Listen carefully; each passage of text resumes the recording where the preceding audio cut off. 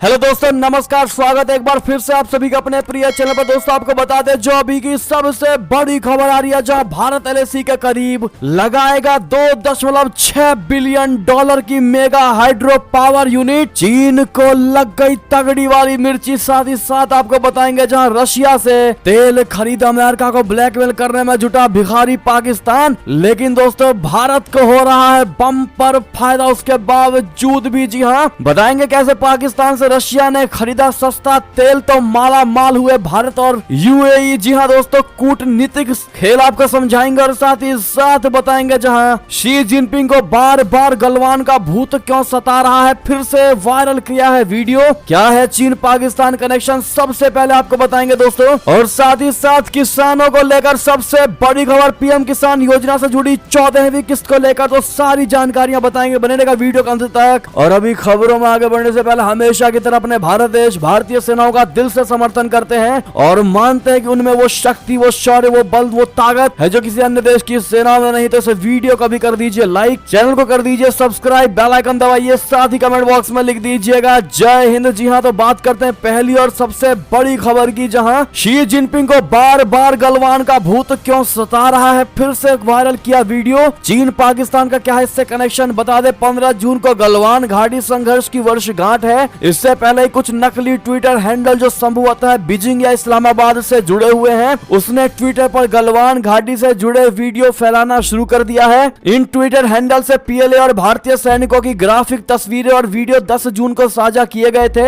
इनमें से कुछ में भारतीय सैनिकों के क्षत विक्षत शव भी दिखाई दे रहे हैं। इससे पहले पीएलए सैनिकों द्वारा रिकॉर्ड किए गए झड़प के वीडियो पहले चीनी सोशल मीडिया प्लेटफॉर्म वीबो पर लीक हुए थे, जिन्हें बाद में ट्विटर पर भी शेयर किया गया था। दोस्तों आपको बता दें, भारतीय सेना को निशाना बनाने वाला यह वीडियो चीन के डिजिटल वार का एक हिस्सा है। हालांकि चौंकाने वाली बात यह है कि लीक से पता चलता है कि गलवान से पहले की यथा स्थिति पहले की तरह से गंभीर स्तर पर बनी हुई है। दोस्तों वीडियो जारी करके बार बार चाइना ये दिखाना चाहता है कि भारत को हमने ज्यादा चोटें पहुंचाई है, जबकि दोस्तों रियलिटी क्या है आप सभी जानते हैं और चाइना चाल चलने में एक नंबर देश है। हालांकि दोस्तों इन सभी ट्विटर अकाउंट्स को डिलीट करवा दिया गया है, लेकिन चाइना का जो मंसूबा है वो अभी तक क्लियर नहीं हो पाया कि इससे वो चाहता क्या है। आपको क्या लगता है दोस्तों, कमेंट में जरूर बताइएगा। बात करते हैं अगली खबर की, जहां भारत एलएसी का करीब लगाएगा 2.6 बिलियन डॉलर की मेगा हाइड्रो पावर यूनिट। चीन को लग सकती है तगड़ी वाली मिर्ची। बता दें भारत एक मेगा जल विद्युत परियोजना शुरू करने के मुहाने पर खड़ा है, जो कि देश के ऊर्जा परिवर्तन में एक बहुत ही बड़ा महत्वपूर्ण कदम होगा। भारत इस परियोजना के लिए 20 वर्षों से काम कर रहा है। एनएचपीसी लिमिटेड असम और अरुणाचल प्रदेश राज्यों के माध्यम से चलने वाली सुवर्णसिरी लोअर परियोजना के लिए जुलाई में ट्रायल रन शुरू करेगी। वित्त निदेशक राजेंद्र प्रसाद गोयल के अनुसार पहली इकाई के दिसंबर में चालू होने की उम्मीद है। उन्होंने कहा कि 2024 के अंत तक सभी 8 इकाइयां चालू हो जाएंगी। ये परियोजना गर्मियों के दिनों में बिजली की मांग की खत्म को पूरा करने में मददगार साबित होगी। इसके अलावा ये परियोजना ग्रिड को संतुलित करने के लिए महत्वपूर्ण के रूप में देखा जा रहा है, क्योंकि सौर और पवन ऊर्जा की रुक रुक कर उत्पादन बढ़ता जाता है। दोस्तों ये खबर सुनते ही चाइना को तगड़ी वाली मिर्ची लगने वाली है, क्योंकि ये एलएसी के करीब है और ऐसे में चाइना बिल्कुल नहीं चाहता कि भारत कोई भी निर्माण कार्य करे एलएसी के पास। जबकि दोस्तों चाइना लगातार कंक्रीट के महल बना रहा है एलएसी के उस पार, तो आखिर भारत क्यों पीछे रहे। भारत भी लगातार हर तरीके के कार्य करवा रहा है और ऐसे में भारतीय सेना लगातार मजबूत होती नजर आ रही है और चाइना को उसी के अंदाज में जवाब देने के लिए तैयार खड़ी है। साथ ही साथ दोस्तों कमेंट में मोदी है तो मुमकिन है जरूर कह दीजिएगा। चलते अगली खबर की तरफ, जहां रशिया से तेल खरीद अमेरिका को ब्लैकमेल करने में जुटा भिखारी पाकिस्तान। चीन की शरण में शहबाज शरीफ। जी हां, रशिया से रियायती कच्चे तेल की आपूर्ति शुरू होने के बाद पाकिस्तान में जश्न का माहौल है। पाकिस्तानी प्रधानमंत्री शहबाज शरीफ ने इसे अभूतपूर्व घटनाक्रम बताया है। उन्होंने रूसी राष्ट्रपति व्लादिमीर पुतिन को धन्यवाद देते हुए भविष्य में संबंधों को और मजबूत करने का भरोसा जताया है। पाकिस्तान को पहली खेप में रशिया से 45,000 टन कच्चा तेल मिला है। इसके अलावा 50,000 टन कच्चे तेल का एक और बैच जल्द ही पाकिस्तान पहुंचेगा। हालांकि पाकिस्तान के रशिया से तेल खरीदने पर अमेरिका खुश नहीं है। अमेरिका ने पहले ही धमकी दी है कि रशिया के साथ व्यापार करने वाले देशों के खिलाफ कड़े कदम उठाए जाएंगे। इस समय पाकिस्तान के हालात ऐसे नहीं है जिससे वो अमेरिका को कुछ दे सके। तो वहीं कुछ विशेषज्ञों की राय है कि पाकिस्तान रशिया से तेल खरीदकर अमेरिका को ब्लैकमेल करने की कोशिश कर रहा है। पाकिस्तानी एक्सपर्ट्स की राय है कि रशिया से तेल खरीदकर शहबाज सरकार अमेरिका पर दबाव दबाव बनाने की कोशिश कर रही है। पाकिस्तान को उम्मीद है कि इससे अमेरिकी प्रशासन अंतर्राष्ट्रीय मुद्रा कोष पर दबाव बनाकर जल्द से जल्द बकाया कर्ज को दिलवाने में मदद करेगा, जिससे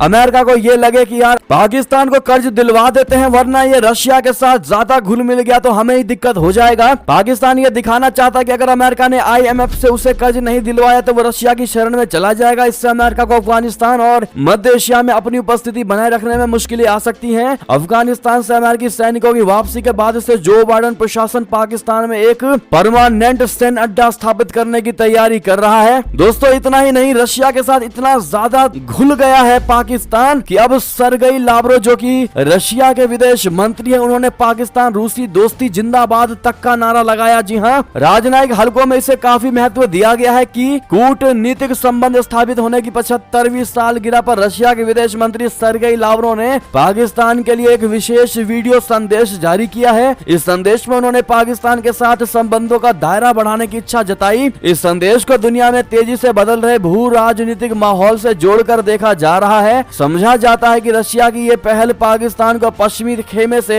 दूर करने की कोशिश का हिस्सा है। अपनी स्थापना के बाद से पाकिस्तान पश्चिमी खेमे के साथ रहा है। शीत युद्ध के समय सोवियत संघ से उसके रिश्ते बहुत खराब थे, लेकिन हाल में दोनों देशों ने संबंध बढ़ाने की कोशिशें की हैं। विश्लेषकों के मुताबिक संबंध बढ़ाने की कोशिशें कई वर्षों से कूटनीतिक स्तर पर चल रही थी, अब उसके नतीजे सामने आने के संकेत हैं। दोस्तों पाकिस्तानी मीडिया में लावरोव की इस टिप्पणी को काफी अहमियत दी गई है, जिसमें उन्होंने कहा कि हम ध्यान दिलाना चाहते हैं कि विश्व व्यवस्था के बारे में रशिया की दृष्टि और परंपरागत नैतिक मूल्यों के बारे में हमारी समझ उस विश्वास, एकता और अनुशासन से मेल खाती है जिन्हें पाकिस्तान के संस्थापक मोहम्मद अली जिन्ना ने आकार दिया था। लावरोव ने वीडियो संदेश का अंत पाकिस्तान रूसी दोस्ती जिंदाबाद कहते हुए किया। ऐसे में दोस्तों अब ये माना जा रहा है कि पाकिस्तान ने रशिया को भी ऐसी घुट्टी पिलाई है कि कहीं ना कहीं पाकिस्तान के साथ व्यापार के लिए ब्लाइंड हो चुका है रशिया भी। बहरहाल दोस्तों इस पर आपकी जो भी राय हो कमेंट में लिखकर अवश्य बताइएगा। लेकिन दोस्तों आपको सबसे अच्छी और बड़ी खबर बता दें, जहां पाकिस्तान ने खरीदा रशिया से सस्ता तेल, उसके बावजूद भी माला माल हुए अपना भारत और यूनाइटेड स्टेट्स ऑफ अमीरात। जी हाँ दोस्तों, पाकिस्तान ने भारत की नकल करते हुए बड़ी हेकड़ी के साथ रशिया से सस्ता तेल खरीदा और इसकी पहली खेप अब कराची बंदरगाह पहुंच गई है। यूक्रेन युद्ध के बीच पाकिस्तान और रशिया के बीच 2,50,000 बैरल कच्चे तेल की डील हुई है। इस तेल की डील में विवाद खड़ा हो गया और पाकिस्तान के एक्सपर्ट ने दावा किया है कि इससे उनके देश को फायदा हुआ या नहीं, लेकिन भारत और यूएई के बिचौलिए जरूर माला माल हो गए। इस श्रेय लेने की होड़ के बीच विशेषज्ञों का कहना है कि रूसी तेल से भारत और यूएई कूटनीति के जरिए माला माल हुए हैं और पाकिस्तान के हाथ केवल लॉलीपॉप ही लगा है। पाकिस्तान के चर्चित बिजनेस अखबार बिजनेस रिकॉर्डर के संपादक और आर्थिक मामलों के जानकार वकास कहते हैं कि पाकिस्तान के रूसी तेल खरीदने से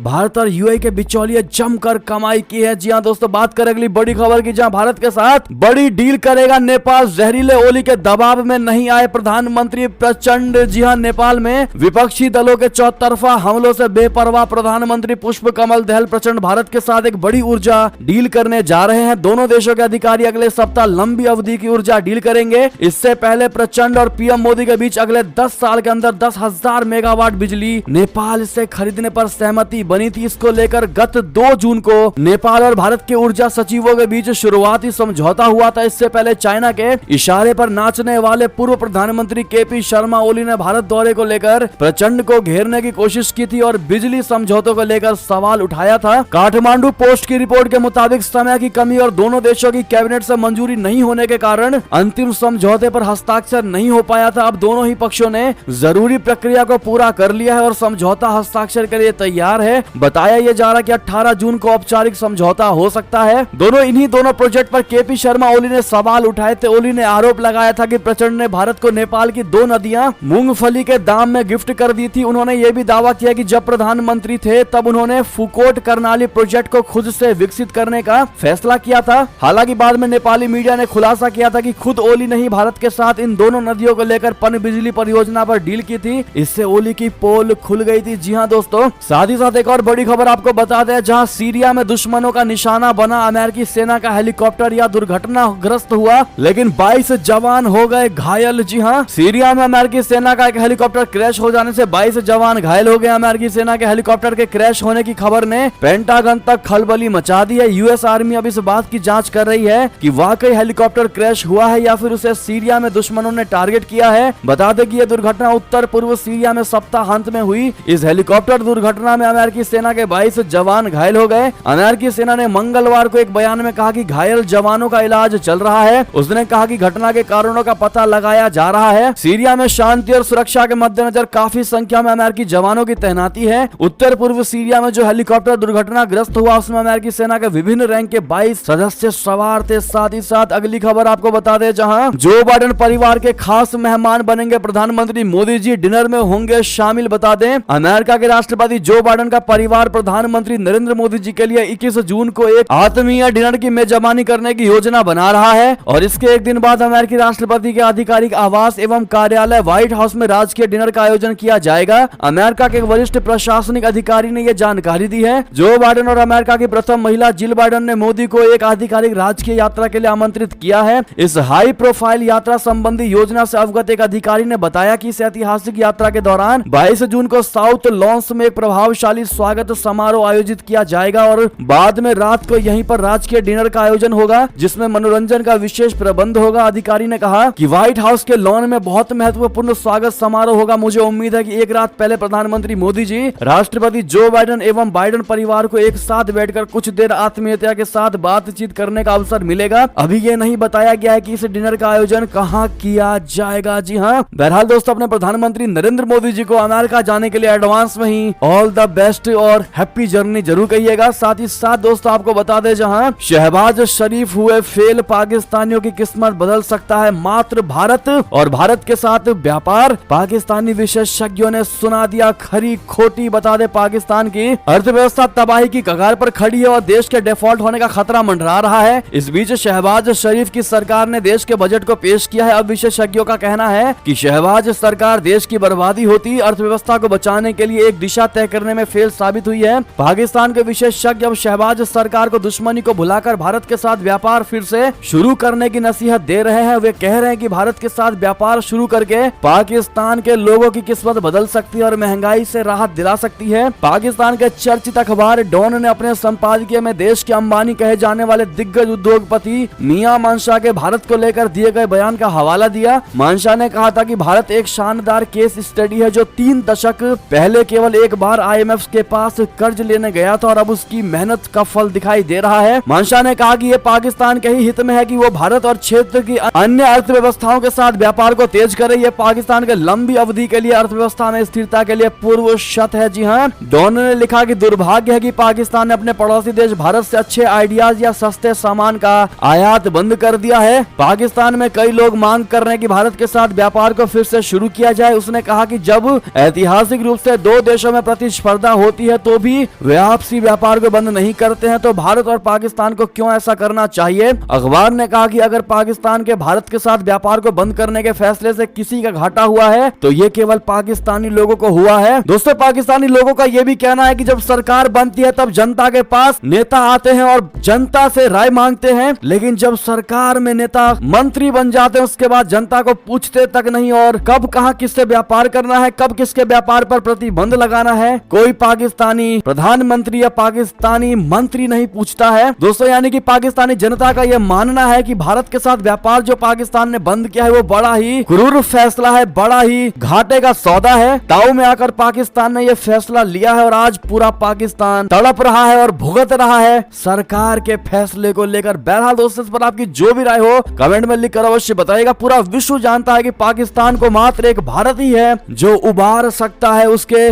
गरीबी से उसको बाहर निकाल सकता है, लेकिन भारत आखिर ऐसा करे ही क्यों। जब तक भारत ने क्लियर बोला है कि जब तक तुम आतंकवाद या सीमा पार आतंकवाद को बंद नहीं करोगे तब तक हम तुमसे कोई बात नहीं करने वाले। अगर एक मेज पर आकर बैठना है तो आतंकवाद खत्म करो, तब हमारे पास आतंकवाद मुक्त होकर के आओ, हम तुमसे बात करेंगे। बहरहाल दोस्तों, ऐसे में आप लोग पाकिस्तान को क्या सुझाव देना चाहेंगे और भारत की नीति का अगर आप भी दिल से समर्थन करते हो तो कमेंट में लॉन्ग लिव मोदी जी जरूर कह दीजिएगा। चलते हैं एक और बड़ी खबर की तरफ, जहां कुपवाड़ा में LOC के पास 2 आतंकी हुए ढेर, सुरक्षा बलों का ऑपरेशन जारी। जी हां, जम्मू कश्मीर के कुपवाड़ा से लगी नियंत्रण रेखा के पास भारतीय सेना और पुलिस के साझा ऑपरेशन में 2 आतंकवादियों को मार गिराया गया है। कश्मीर जोन पुलिस ने ट्वीट करके ये जानकारी दी है। पुलिस के मुताबिक कुपवाड़ा जिले के डोबनार मचल इलाके में पड़ने वाली नियंत्रण रेखा के पास अभियान में आतंकी मारे गए। पुलिस के मुताबिक तलाशी अभियान अब भी जारी है। मारे गए आतंकियों की पहचान नहीं हो सकी है। आशंका जताई जा रही है कि हो सकता है कि आतंकियों ने हाल ही में घुसपैठ की हो दोस्तों। इससे पहले बांदीपोरा पुलिस ने 13 राष्ट्रीय राइफल्स और 45 BM सीआरपीएफ के साथ एक ज्वाइंट ऑपरेशन में बहाराबाद हाजिन इलाके से लश्कर के तैयबा के एक आतंकवादी सहयोगी को गिरफ्तार किया। साथ ही साथ दोस्तों एक और खबर आपको बता दें, जहां रशिया के S-350 ने यूक्रेन में पहली बार तबाह किया असली लक्ष्य। आखिर कितना ताकतवर है ये पुतिन का नया ब्रह्मास्त्र, आपको बता दें रशिया के S-350 मिसाइल सिस्टम ने पहली बार यूक्रेन में एक वास्तविक लक्ष्य को नष्ट कर दिया है। इस दौरान S-350 पूरी तरह से अपने मानदंडों पर खरा उतरा। रशिया का दावा है कि ये एक इकलौता ऐसा डिफेंस सिस्टम है जो हाइपरसोनिक मिसाइलों को भी नष्ट कर सकता है। रशिया के इस ऐलान ने पश्चिमी देशों की टेंशन बढ़ा दी है। रशिया के S-350 वाइट टाइज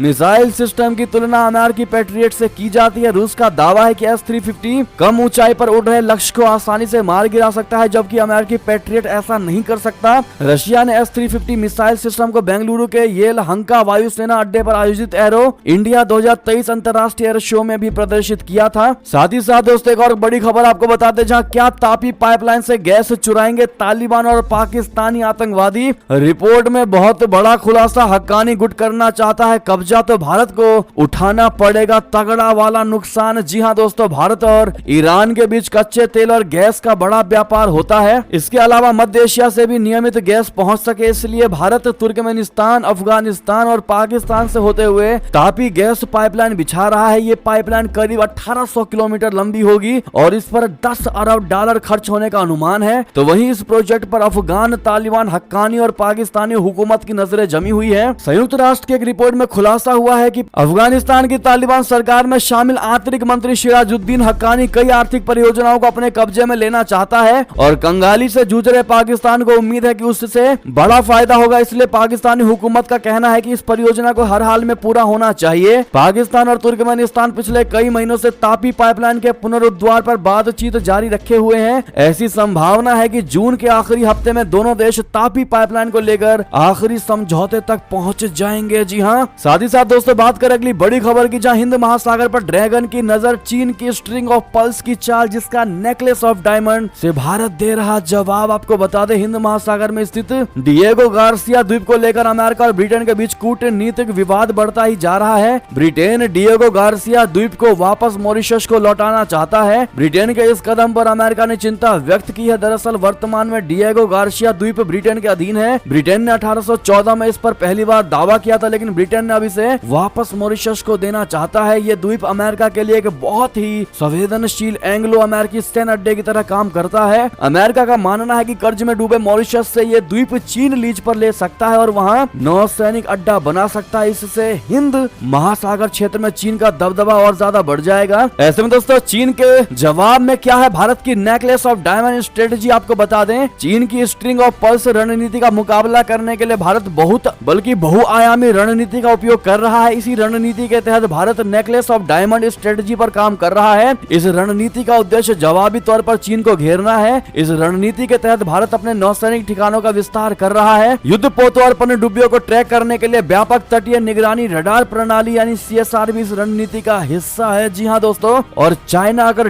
डाल चलेगा तो भारत भी पात चल के उसको हर तरीके से जरूर घेरेगा। ऐसे में अगर आपको भी अपने भारतीय नौसेनाओं पर पूरा भरोसा है तो कमेंट में इंडियन आर्मी हर तरीके से बेस्ट है जरूर लिख दीजिएगा। चलते अगली खबर की तरफ, जहां नेपाल के राष्ट्रपति की तबीयत बिगड़ी, सीने में दर्द होने के बाद अस्पताल में किया गया भर्ती। जी हां, नेपाल के राष्ट्रपति रामचंद्र पौडेल को मंगलवार की सुबह काठमांडू के अस्पताल में भर्ती कराया गया है। राष्ट्रपति कार्यालय के सूत्र के अनुसार 78 वर्षीय पौडेल को कार्डियक चेकअप के लिए अस्पताल में भर्ती किया गया है। फिलहाल विभिन्न टेस्ट किए जा रहे हैं जिसका रिपोर्ट आना बाकी है। अस्पताल और राष्ट्रपति कार्यालय से फिलहाल उनके भर्ती होने की कोई सूचना नहीं दी गई है। सूत्र ने बताया है कि मंगलवार की सुबह सीने में दर्द की शिकायत होने के बाद उन्हें अस्पताल लेकर जाया गया। साथ ही साथ आपको बता दें जहां नेपाली पीएम प्रचंड की कुर्सी खतरे में, बच्चों की सेना बनाने पर सुप्रीम कोर्ट ने दे दिया ये आदेश। जी हां, नेपाल की सियासत में फिर बवाल मचने के आसार हैं। वहां प्रधानमंत्री पुष्प कमल दहल प्रचंड के खिलाफ शिकायत दर्ज कराई गई। उस पर सुप्रीम कोर्ट ने संज्ञान लेते हुए प्रचंड के खिलाफ रिट याचिका दायर कर ली है। कम्युनिस्ट पार्टी के तत्कालीन अध्यक्ष रहे पुष्प कमल दहल प्रचंड पर आरोप है कि उन्होंने माओवादी सैनिकों के रूप में बच्चों का इस्तेमाल किया। पुष्प कमल दहल प्रचंड के खिलाफ याचिका नेपाल में नाबालिग सैनिक रहे लेनिन बिस्टा ने दायर की थी। याचिका में कहा गया था कि राजशाही के खिलाफ माओवादियों के युद्ध में बाल सैनिकों का इस्तेमाल किया गया था। उम्र कम होने के वजह से बच्चों से सैनिकों की तरह सेवा बढ़ावा लेना अंतर्राष्ट्रीय कानूनों का उल्लंघन माना जाता है। इसी याचिका के बाद सुप्रीम कोर्ट ने रिट फाइल करने का आदेश जारी किया। नेपाली मीडिया में आई खबरों के अनुसार सुप्रीम कोर्ट के समक्ष दायर की गई याचिका में प्रधानमंत्री पुष्प कमल दहल प्रचंड के साथ साथ पूर्व प्रधानमंत्री डॉक्टर बाबूराम भट्टाराई के खिलाफ कार्रवाई की मांग की गई। प्रचंड तत्कालीन विद्रोही माओवादी पार्टी के प्रमुख थे, वहीं भट्टाराई दूसरे नंबर के कमांडर थे। साथ ही साथ एक और बड़ी खबर आपको बताते, जहां प्रधानमंत्री नरेंद्र मोदी जी का बड़ा बयान, कहा कुछ राजनीतिक दलों ने नौकरी देने के लिए अपने रेड कार्ड से युवाओं को लूटा। जी हां, प्रधानमंत्री नरेंद्र मोदी ने सरकारी नौकरियों में नियुक्तियों में भाई भतीजावाद और भ्रष्टाचार को बढ़ावा देने के लिए मंगलवार को परिवारवादी राजनीतिक दलों पर निशाना साधा। दरअसल पीएम मोदी ने बिना नाम लिए बिहार के पूर्व मुख्यमंत्री लालू प्रसाद यादव पर निशाना साधा। बता दें कि रेल मंत्री रहे लालू प्रसाद यादव पर नौकरी के बदले जमीन लिखवाने के मामले की जांच चल रही है। उन्होंने कहा कि ऐसी पार्टियों ने विभिन्न पदों के लिए अपने रेड कार्ड से युवाओं को लूटा है, जबकि उनकी सरकार उनके उज्जवल भविष्य को सुरक्षित करने के लिए काम कर रही है। रोजगार मेले के तहत 126 नवनियुक्त कर्मचारियों को नियुक्त पत्र वितरित करने के बाद वीडियो कॉन्फ्रेंस के माध्यम से उन्हें संबोधित करते हुए प्रधानमंत्री जी ने कहा कि परिवारवादी दलों ने भर्ती प्रक्रिया में भ्रष्टाचार और भाई भतीजावाद को बढ़ावा देकर युवाओं के सपनों को चूर चूर किया, जबकि वर्तमान सरकार उनके संकल्पों को आकार करने में लगी है। अगली खबर आपको बता दें, जहां कुरुक्षेत्र में हाईवे पर किसानों का धरना जारी, सरकार से नहीं बनी बात। राकेश टिकैत ने कहा तो पक्के मोर्चे लगाने पड़ेंगे। जी हां, सूरजमुखी के बीच की एमएसपी पर खरीद की मांग कर रहे हरियाणा के किसान अब आर पार की लड़ाई के मूड में नजर आ रहे हैं। इस मसले पर मंगलवार यानी 13 जून को भी कोई बात नहीं बनी। कुरुक्षेत्र में दिल्ली चंडीगढ़ हाईवे पर धरना दे रहे किसानों ने बताया कि प्रशासन के साथ बातचीत बेनतीजा रही है, आंदोलन आगे भी जारी रहेगा। किसान नेता राकेश टिकैत ने कहा कि हम वही मांग कर रहे हैं जो प्रधानमंत्री ने एमएसपी पर घोषित किया था, लेकिन हरियाणा के सीएम इसे राज्य में लागू नहीं कर रहे हैं। हाईवे जाम करने की बात कहकर किसानों को बदनाम किया जा रहा है। किसानों को संघर्ष के लिए तैयार रहना चाहिए। उन्होंने कहा कि अब अगर सरकार या जिले के अधिकारियों से बातचीत होगी तो एसकेएम के लोग भी जाएंगे। जी हाँ, वैसे में दोस्तों किसानों के इस धरने को लेकर आपकी क्या राय होगी कमेंट में जरूर लिखकर बताइएगा। साथ ही साथ अगली खबर आपको बता दें, जहां जीतन राम मांझी ने कहा था कि कसम खाकर कहता हूं नीतीश कुमार का कभी साथ छोड़कर कहीं नहीं जाऊंगा। दोस्तों मात्र 107 दिन बाद तुरंत ले लिया अपने बयान से यू टर्न। आपको बता दें जीतन राम मांझी ने इसी साल 27 फरवरी को विधानमंडल दल की बैठक में कहा था कि कसम खाकर कहता हूं नीतीश तेरा साथ छोड़कर कभी नहीं जाऊंगा। मांझी के इस बयान के 107 दिन बाद उनके बेटे संतोष सुमन ने नीतीश कुमार की कैबिनेट से इस्तीफा दे दिया। वे बिहार सरकार में अल्पसंख्यक कल्याण विभाग के मंत्री थे। संतोष सुमन ने इस्तीफा देने के बाद नीतीश कुमार पर आरोप लगाया कि वे पार्टी का विलय जेडीयू में करने का दबाव डाल रहे थे। हालांकि उन्होंने कहा कि वे अभी भी महागठबंधन में ही रहना चाहते हैं। दोस्तों इससे साफ है कि राजनीति में कोई अगर बाप बेटे की भी कसम खा ले वो भी माना नहीं जा सकता, जो आप साक्ष्य होकर के इस खबर को देख पा रहे होंगे। साथ ही साथ अगली खबर की बात करें, जहां किसी बात पर ओवैसी ने कहा कि आप पाकिस्तानी मुसलमान को भाई समझते हैं या नहीं। आपको बता दें एआईएमआईएम के मुखिया असदुद्दीन ओवैसी इन दिनों अमेरिका के दौरे पर हैं, जहां वो पार्टी समर्थकों से मुलाकात कर रहे हैं। शिकागो में आयोजित हुए एक कार्यक्रम में ओवैसी से एक युवक ने पाकिस्तानी मुसलमानों को लेकर सवाल किया, जिस पर ओवैसी ने मजेदार जवाब दिया और 26 नवंबर के मुंबई हमले का जिक्र कर दिया। कार्यक्रम के दौरान युवक के सवाल पर ओवैसी ने कहा कि जब देश का बंटवारा हुआ तो हमारे बुजुर्गों ने उसकी मुखालफत की थी। हमारा मानना यह था कि देश की आजादी के लिए हमारे बुजुर्गों ने कुर्बानियां दी और जो रजाकार थे वो चले गए और जो वफादार थे वो रह गए। इसके बाद ओवैसी ने मुंबई हमले का जिक्र किया और पाकिस्तान को घेरते हुए कहा कि मुंबई हमले के जो हमलावर थे वो पाकिस्तान से आए थे और इससे कोई इनकार नहीं कर सकता।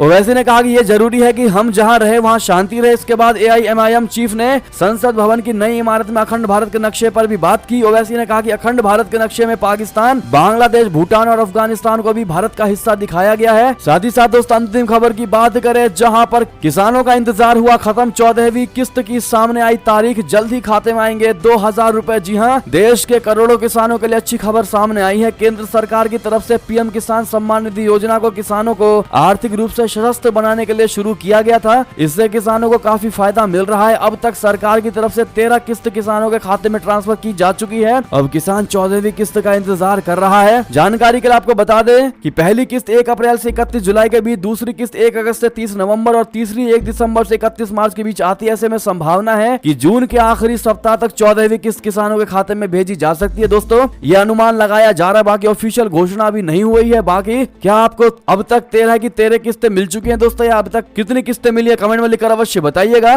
साथ ही साथ ये थी अब तक हमारी खबर कैसी लगी, आशा करता हूँ बहुत अच्छी लगी होगी। थोड़ी भी अच्छी लगी तो इस वीडियो को अपने अपने भाई बंधुओं में, दोस्तों में शेयर जरूर कर दीजिएगा और इस वीडियो को लाइक करके चैनल को सब्सक्राइब करके बेल आइकन दबा के कमेंट में जय हिंद जय भारत जरूर कह दीजिएगा। और यहां तक बने रहने के लिए आप सभी का बहुत बहुत धन्यवाद।